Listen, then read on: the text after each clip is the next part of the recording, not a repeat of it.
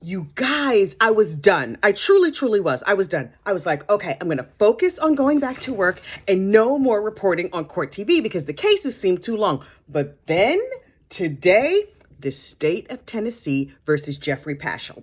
Now, if you are a 90-day fiancé, I think before the 90 days, fan on TLC, best trash TV around, you will remember Jeffrey from Jeffrey and Varia. Here's the quick breakdown. A cute Southern boy from Tennessee,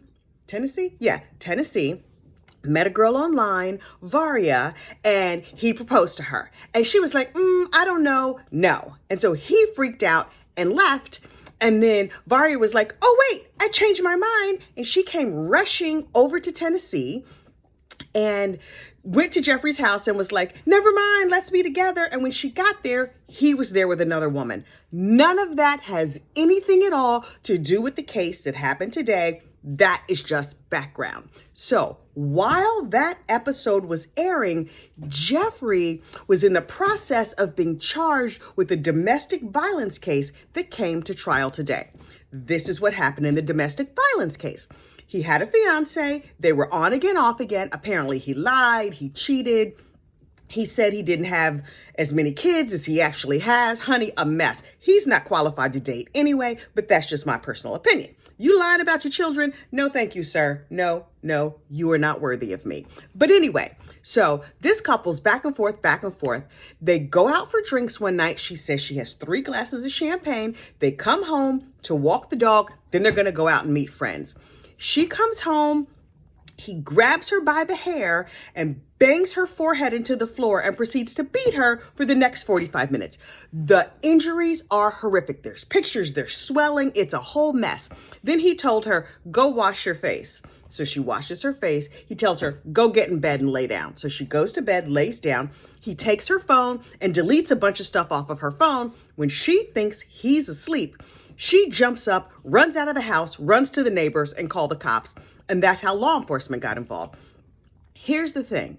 She got up. She was very compelling. She was clear. She was concise. She told her story. Then when it was Jeffrey's turn to take the stand, yes, honey, he volunteered to take the stand. He gets up and he takes the stand and he was like, she tripped and she fell and she's a drunk and she ran herself into the wall. And yeah, officer, I don't know what happened to her. It's all a mystery to me. He looked like a lying sack of sugar the whole time he was up there, and I didn't believe one word of it. So that was interesting. Here's where the case went crazy. So his lawyer, Jeffrey's lawyer, was gross.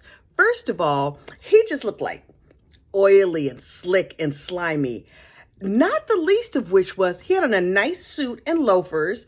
Okay, a questionable choice, but in addition to the loafers, he was wearing tube socks. Who wears loafers? White tube socks with a black suit. His client could have been convicted on the fashion choices alone. I mean, honestly, it was ridiculous. So anyway, Jeffrey gets up there, lies. And so they called the woman back for rebuttal. During the course of rebuttal, she says, well, that's not the first time he beat me anyway. What? You're not supposed to do that. No new information on redirect or whatever it was. So then it was like, I demand a mistrial, blah, blah, blah. Very dramatic, very, very dramatic. The judge goes back to chambers. He thinks about it for a little while. He comes back and he's like, no mistrial, because yes, she slipped that in there when maybe she shouldn't have, but he slipped in the fact that his son supposedly died while she was babysitting him. Clearly the kid lived because then he was 4 years old and now he's 6 years old. But he was like, yeah, well, she killed my kid. Messy on both sides. In the end, he gets convicted. And because he took her phone and wouldn't let her leave the house, he's convicting of a kidnapping charge, which is 8 to 30 years in Tennessee. So Jeffrey from 90 Day Fiancé is going to the clink. I wonder if he's going to see any of the other convicted criminals that we talked about earlier this week. I don't remember. Oh, West Virginia. Janet Hines was Tennessee. They're probably not going to be in the same prison, though.